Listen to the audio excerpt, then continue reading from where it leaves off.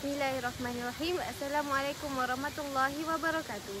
Saya Nur Karina binti Abdul Rashid akan membentangkan salah satu teknik Rasulullah daripada buku ini dan perkaitannya dengan dokumen standard kandungan pengajaran. Teknik yang saya pilih ialah pada teknik 29, iaitu menyampaikan sesuatu perkara secara umum, kemudian menghuraikannya agar lebih jelas serta lebih mudah untuk diingati dan difahami.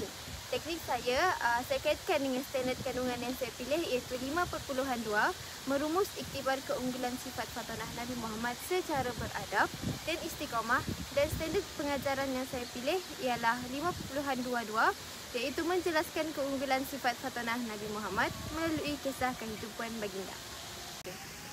Jika kita lihat pada teknik terlebih dahulu, iaitu menyampaikan sesuatu yang umum dan kemudiannya menjelaskan dengan lebih terperinci supaya mudah diingati dan difahami.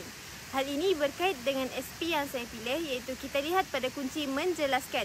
Maka ia bermakna sifat fatonah yang ini perlu diterangkan ataupun diperincikan lagi dengan lebih teliti supaya murid-murid mudah untuk mengingat dan memahami konteks fatonah ini. Maka bertitik tolak dengan itu, mengikut teknik tersebut, perkara umum yang dimaksudkan adalah fatonah.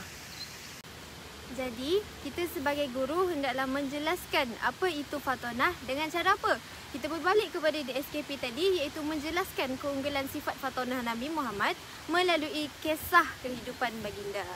Jadi, kat sini kita sebagai guru PAK 21 buatlah aktiviti PAK 21 yang menerapkan unsur interaksi antara murid dan tidak hanya berpusatkan kepada guru.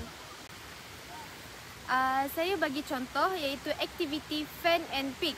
Guru perlu membahagikan murid kepada beberapa kumpulan, iaitu dalam kumpulan mungkin 4 ataupun 5 orang, dan kemudian kumpulan tersebut hendaklah memainkan peranan sendiri, iaitu pelajar pertama perlu menyusun kad seperti kipas, kemudian pelajar kedua pula perlu memilih kad dan membaca tulisan pada kad tersebut.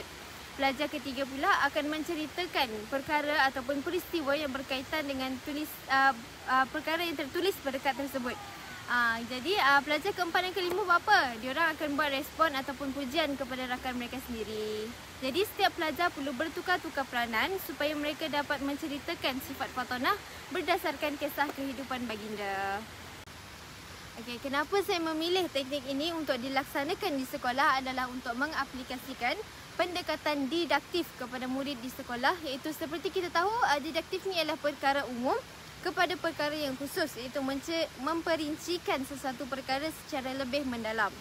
Jadi di samping itu, hal ini memberi impak kepada pembelajaran abad ke-21, iaitu teknik ini membantu murid untuk mengembangkan domen kognitif murid supaya berfikir dengan lebih kritis dan lebih terbuka. Hal ini memberi peluang kepada murid untuk merungkai perkaitan dan perkara umum secara lebih mendalam.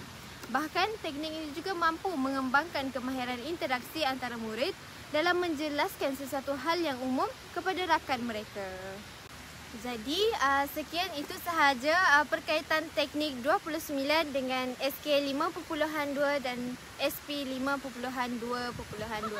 Sekian, terima kasih.